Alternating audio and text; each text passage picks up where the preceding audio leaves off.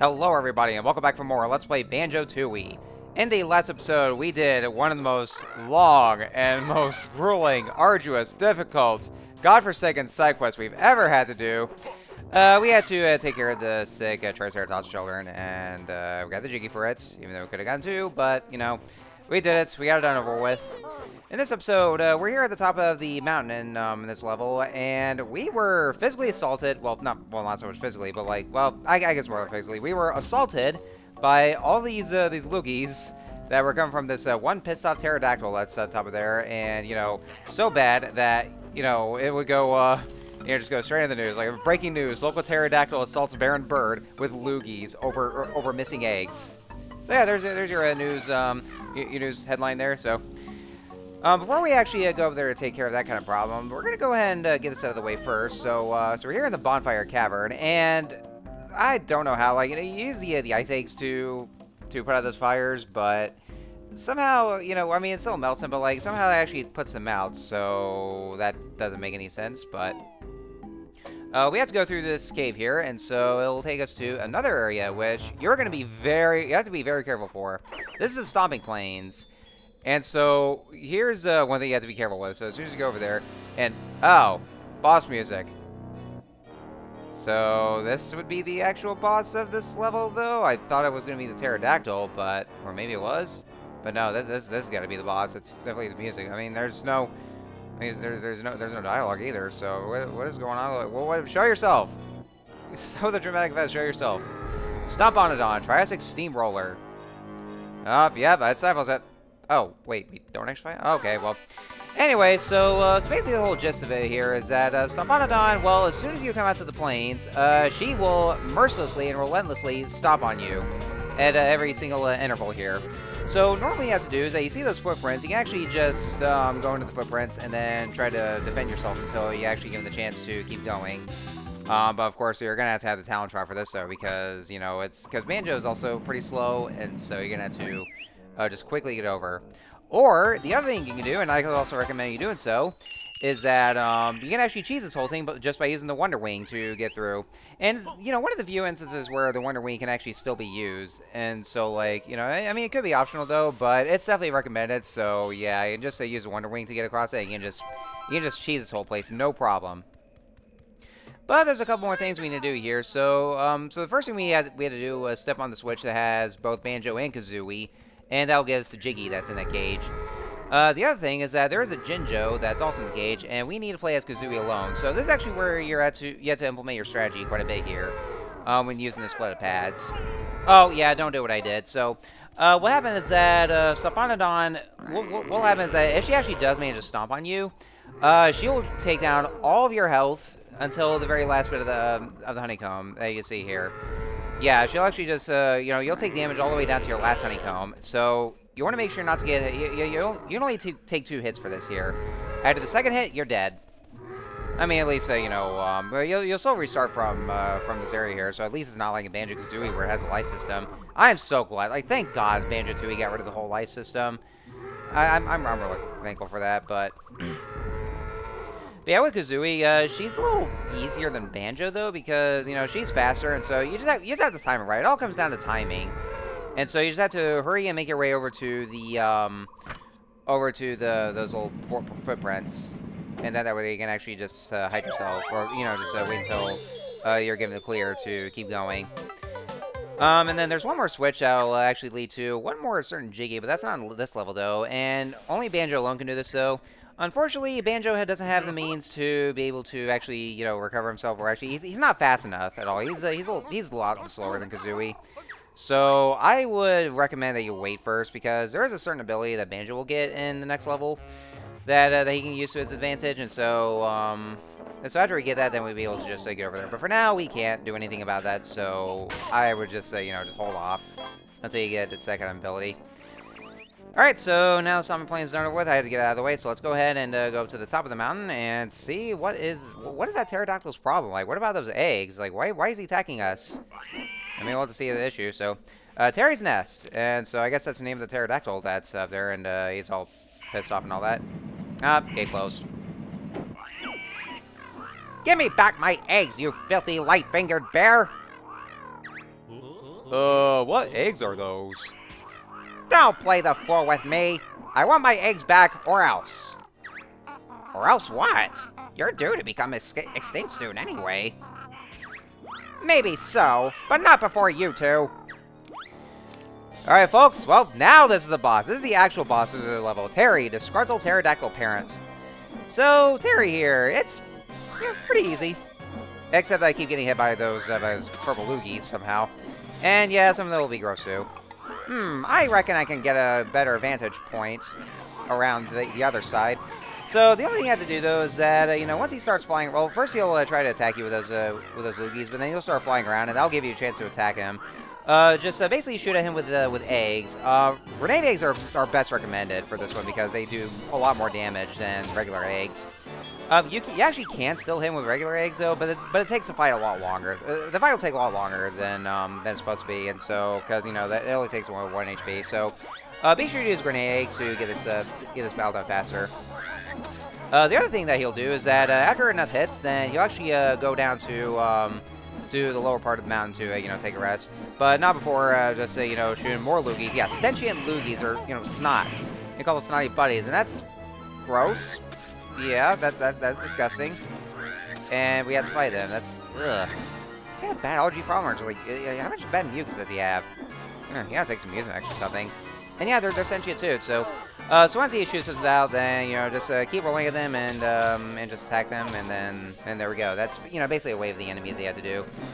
And then that's about it. And then you know, lather, rinse, repeat, and then that should be it. It's a very easy boss fight. So you know, just repeat the whole process, and then you know, you should be good to go. And you know, you're given a good dodging point from the whole nest here. So. And yeah, his shots will become a lot faster, and they're actually more accurate. He has like great aim against you, but you know, just be sure to dodge him and shoot more of the eggs in. There we go. Stop it! I've had enough. And yeah, there we go. And now he's all sad. So you know, go from pissed off to being sad. Yeah, he is one angry pterodactyl. He looks realistic too. I really like the design of this one. I tried my best, but I'll never get my eggs back from you now. We haven't got your eggs, Terry. You haven't? Oh dear. Sorry about the rough stuff. That's alright. I enjoyed it. Perhaps we could keep a lookout for your eggs. Would you? That's real nice of you. There are 4 eggs to find, which must be ready for hatching around now. Leave it with us, Terry. Please find the eggs for me before I become extinct. I'll give you half the reward now and half later. Alright, so yeah, this jigger here is just, you know, for, well, I guess for agreeing to look for the eggs. But also, I guess, you know, for defeating him, because we get the jiggies for, after defeating bosses. And then, what he'll also do is that he'll make this flight pad appear to, you know, that way they can actually fly around the whole level, and then keep a lookout for the eggs.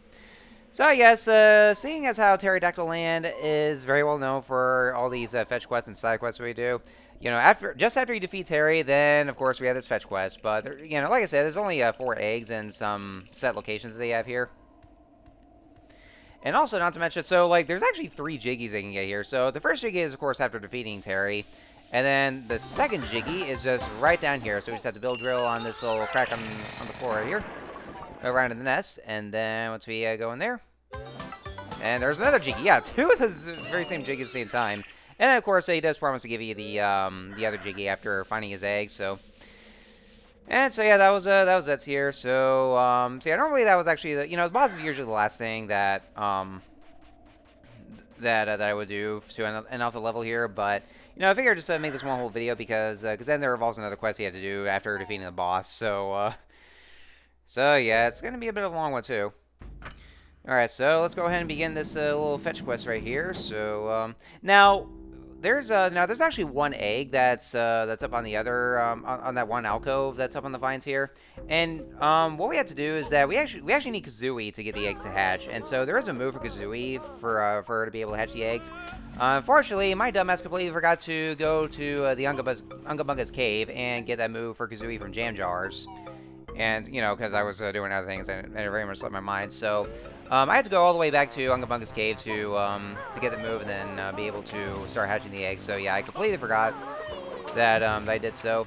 Because if you already have the hatching ability before then you can actually be able to get to the egg. Although since Kazooie can't really climb up vines, then you have to jump down to the bottom of the inside of the mountain cave and find the flight pad for to fly up there. That's actually like the only way. So only Kazooie can be up there, but she can't really climb up vines or ladders and whatnot. No, it's not this cave here. The Unga Bunga's cave is actually up ahead over this way here. So. But yeah, I also wanted to say that, something about the bosses, I never mentioned this at all, is that, like, how a lot of video games would have bosses, and they are just outright either evil, or they could be, guardians. Well, some of them can be, like, guardians of some things, in the case, like, let's say, The Legend of Zelda.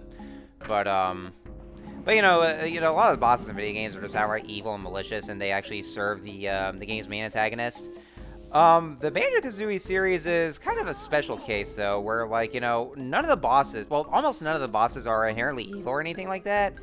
The only reason we have to fight them is because, it's usually because of Kazooie, because Kazooie, has so many snarky things to say, like, she just ends up provoking them, and then that's just how we have to fight them. A good example would be with Nipper in Treasure Trove Cove, where, he actually at least tries to offer them some help. But then, Kazooie just has to go and open her beak, and then we had to fight him because of it.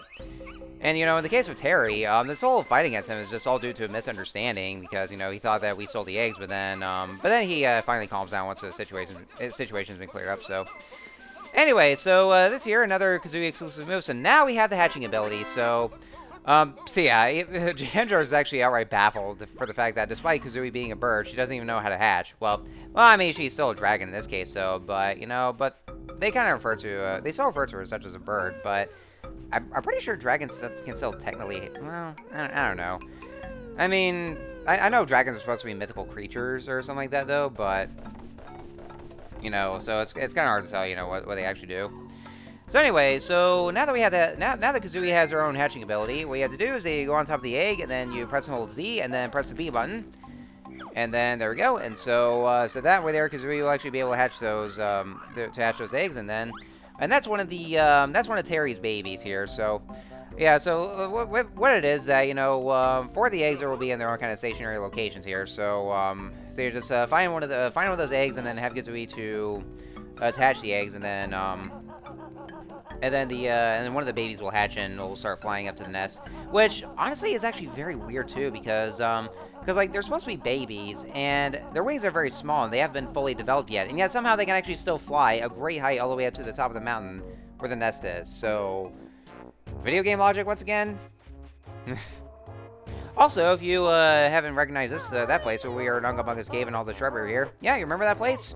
That was actually where, we first visited Pterodactyl Land, technically, when we went from Mayhem Temple to help Chief Lotus and get Tarkazan's priceless relic thingy back from the Unga Bunga. So, yeah, we actually just, first visited Pterodactyl Land just to get that, and so you saw that shrubbery there, and so we had to kind of sneak over. So, yeah, well, we're back in that very same place here in Pterodactyl Land. So, yeah, we actually did come in this level very early, like as early as the first level. Somehow, so yeah, that really goes to show with everything being all interconnected. Alright, so now the next egg that we're gonna find, we're gonna go ahead and go to the one that's just right up on those platforms on the water. And it's only Kazooie will only be able to just go over there just by flying here. And yeah, Kazooie can actually still be able to fly even without Banjo. One notable difference is that whenever Kazooie flies by herself, her altitude is actually a lot better.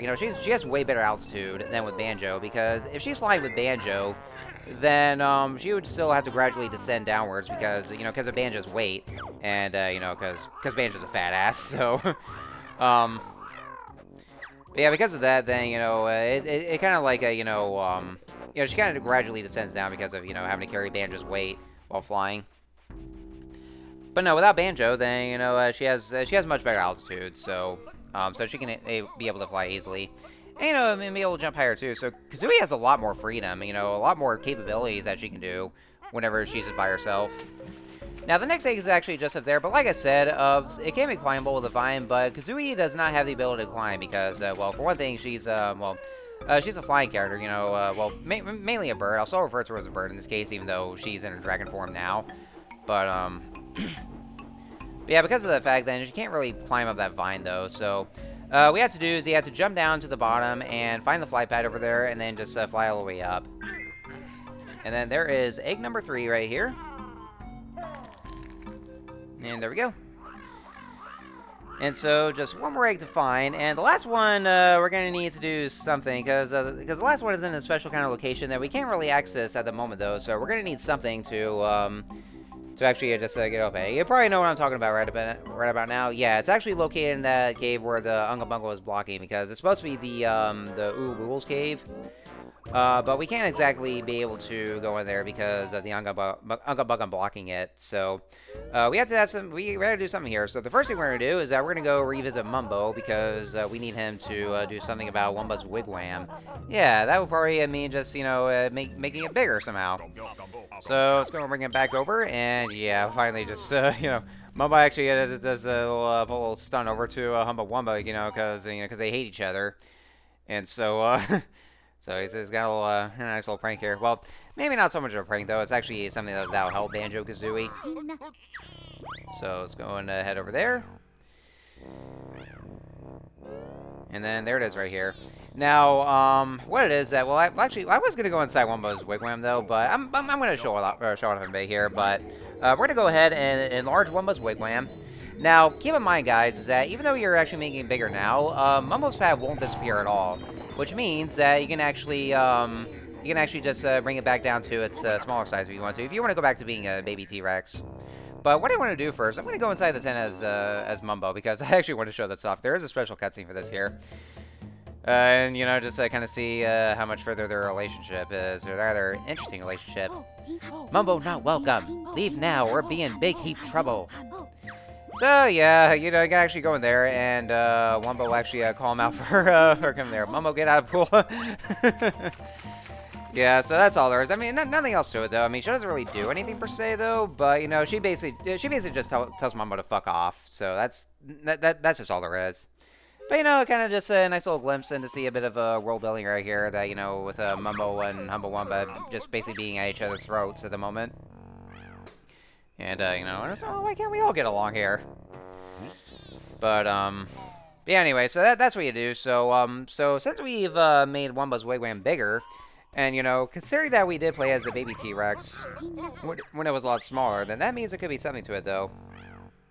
But like I say, you can actually make it smaller again to be able to play as a baby T-Rex again, which is why you see that Mumbo's pad is still here. So let's go inside, and then we'll go ahead and jump back in the pool. And don't worry, guys, this does not require another global for this. You can actually just jump in there, and then we'll see what happens.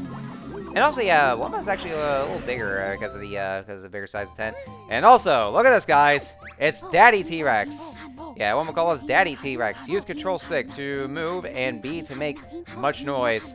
Ah, yes. Ah, yes. Yes. Look at this. This is the, like, without doubt, the best transformation. I mean, well, not everybody say it though, but like, look at this. A motherfucking T-Rex. Look at that. We're playing as a goddamn T-Rex. Oh, yes. Oh, yes, I feel so much power. I feel so much power already. By the power of Tyrannosaurus Fox, there is no God! So, yes, while you're playing as the T-Rex, you know, you actually just be able to just go around and, you know, you can actually run over enemies. You can actually just roar them as well, and it's awesome. It's such an awesome transformation. I love it so much. And one thing that's kind of disappointing is that, you know, I just wish it wasn't so much as underutilized, because there's only 2 things that we're required to do while we're playing as T-Rex Banjo. Now, I probably should have done this last, though, because I'm kind of just, you know, wasting a bit of time here. There's that Jinjo that's in the cage, and you have to step on the switch as the Daddy T-Rex.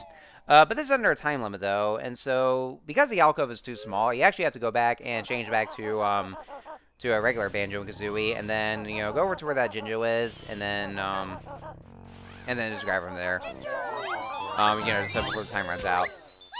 But then once you pick up the Jinjo, then the timer will actually stop. So, so yeah, I probably should have done that last, though, because this does require having to play as regular Banjo-Kazooie for them to be able to fit back in. So, But yes, the T-Rex, you know, it's such a damn good transformation. I love it. It's so awesome. You know, you can be able to just, you know, fuck some shit over. And because of the large size, that's actually the reason why Pterodactyl Land is as big as it is now. Because of all this here. So that's actually a real good reason why this level's big, you know, because of the transformation here. Even though it doesn't get utilized that much here. So anyway, let's go ahead and scare the young Bunga as revenge for calling our roar feeble. There is no God! Ah, that's scary. Me must go change loincloth. Oh, ooh, pissing your loincloth. Yeah, yes. Yeah, that's what you get. That's what you get for calling our war feeble. Revenge. Revenge. But yeah, anyway, you know, that's something you'd never expect here. You know, after all the other transformations, you know, being small, cutesy little animals, or you know, just inanimate objects. You know, this is such, you know, a real unique kind of step in the right direction here. You know, just playing as a goddamn motherfucking T-Rex. Oh man, it's awesome. Man, I love this transformation. It's so cool just being able to play as a giant T-Rex. You know, a lot of people that, especially to those who actually really love dinosaurs, especially as a kid, then, you know, it just feels so great with it here. But I just wish it was utilized a lot more. So that's just the one thing that's disappointing. Also, keep in mind is that, yeah, you can't use warpads here because, you know, you're too big, obviously, to use them. So you have to go all the way around on foot, though. So that's, you know, just one thing. But, you know, either way, it's just awesome. And so, yeah, like I said, if you want to go back to the baby T-Rex and just have Mumbo to shrink Wumba's wigwam back down to size, and you can play as a baby T-Rex. So it's definitely a unique transformation where it has like two separate forms. You know, the baby T-Rex and then the daddy T-Rex. So, so yeah, it's pretty unique in its way. So, so yeah, we're done with the daddy T-Rex for now. We're done scaring people shitless and all that. And so, so yeah, that's what we have to do. You just have to be the daddy T-Rex and scare off the scare off the young Bunga. And so now we have access to the Oogle Boogle's cave. And that should be where the fourth and final of Terry's egg is. And also, hello there, he looks cold. Hello. You should see someone about that stammer. Not stammer. Freezing cold. Cave no central heating. No food either.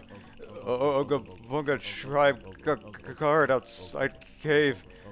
Please warm cave up and give food. You got jiggy? Maybe. Warmth and food first. Alright, so basically their predicament is that they're cold and they're also hungry. So what we have to do, we're going to go ahead and warm up this bonfire right here. And then they'll just, you know, just warm themselves up here. Me warm, but still need food. Junk food good. So what you can do, actually, is that, you know, there's actually a couple ways you can go about it. So you can actually use the fire eggs to light the fire up. Or if you're a Dragon Kazooie, like I am right now, well, yeah, might as well go ahead and get this out of the way. If you're Dragon Kazooie, then you actually have it to breathe fire onto the bonfire, and then that'll get the fire to set. Yeah, and this is actually one thing you want to do too, is that you want to go over to, you see actually where it says to Witchy World. Yeah, that'll actually lead straight over to Witchy World. And so it'll actually give us access just by stepping the switch, and then give us access there. And then the other thing they want after they warmed up is that they also want food, and they said they want junk food. So basically what it is that, what they mean by junk food is that, you know, we actually have to go back over, yeah, we have to take the shortcut over to Witchy World, and we have to give them some, or basically some burgers and fries, because, you know, just going there for the burgers and fries stands. Unfortunately, however, that actually requires a certain move that we will need for the next level, to be able to do that. We don't have that at the moment, so we can only warm them up first, but we can't really feed them just yet, though. So that we're gonna have to wait until we're done with the next level once we have that kind of move. And the reason why it's actually like this as it is now is that, you know, normally you would think that we'd actually be able to take the food with us and bring it all the way over. Unfortunately, however, there's this very strict rule in which we actually can't sneak food out. Like, you know, we actually can't take the food with us out from Witchy World. Because if we do, then Granty will actually confiscate the food from Banjo-Kazooie. So therefore, there's actually no way for us to be able to get them to them at the moment. So the only way to do so is basically just sneak them out. But we need a certain move for that, and that's not gonna be until the next level. So that, of course, we're gonna hold off. All right, so now we got them warmed up here. There's only 3 of the Oogle Boogles, and so there's one more egg that we're gonna hatch right here, and it's just right here. So we're gonna have Kazooie, and just you know, hatch it right there. And hopefully that should be it right there. And, whoa! What the hell? Yikes! She's a big girl, isn't she? Too right. She can't even fly. I'm not sure if there will be room in our nest. You can just hit it with one of those grenade eggs, could you? You heartless! Okay, yeah. One thing I gotta say, first of all, Terry, that is a bad joke, and also that is also, very much out of, there's a time and place for everything here, and also you can't really do that to your own goddamn children, especially, since after being so pissed off about, or basically freaking out about your eggs missing. And also, I really do love how, for as much of a snarky asshole that Kazooie can be, whenever Terry actually joked about the whole grenade eggs kind of thing, that was actually where she drew the line. She actually did not find this funny at all. I actually called Terry heartless for just outright suggesting that. So that it's funny at the same time, but also heartwarming as well. For that goes to show that despite how snarky that Kazooie can be, and how she tends to insult a lot of people at any chance she gets. That actually does show that she actually does have a heart, and she does ultimately mean well, and there are some things that she has her own kind of standards. So anyway, so we have to do, because of how big that she is and she can't really fly, we have to have Banjo to use the taxi pack and just bring her all the way back over to the nest. That's the last one. Thank goodness. Kazooie won't want to see another egg for the rest of the game. Here's the other half of your reward, as promised. Alright, and so with that, now we have our other Jiggy for bringing all the kids together. But yeah, yeah, that's actually what it is, though. So yeah, basically another fetch quest to do. That's also the reason why I edited this whole thing here, because because having that Banjo to use his taxi pack to get the big baby over to Terry's nest, just going all the way up, because that can be a bit of pain to send him to go. And one thing to keep in mind that the fourth egg, no matter what location it is, the fourth egg will always have the big baby. So, the first 3 eggs are just going to have the smaller babies, while the fourth egg will always have the big baby. So, it's not specifically going to be in the Oogle Bull's cave. It can be in any location, no matter what it is. So, it's always the fourth egg that will just have the big baby. So, anyway, so that's pretty much it for Pterodactyl Land. We're missing 2 Jiggies, and we're also missing 1 Cheeto page, but we can't really get those at the moment, though, until later on. So, for now, we are just about done with our prehistoric tour in Pterodactyl Land, and so after, getting all the babies back together and getting Jiggies for that, getting 3 Jiggies from Terry, essentially, then, everything's done. So, yeah, that's it for Pterodactyl Land. So, next time on Let's Play Banjo-Tooie, we're going to, of course, as usual, do more of the backtracking stuff and Allo hacks, and also another levels for moves that we got. So, I will see you guys next time.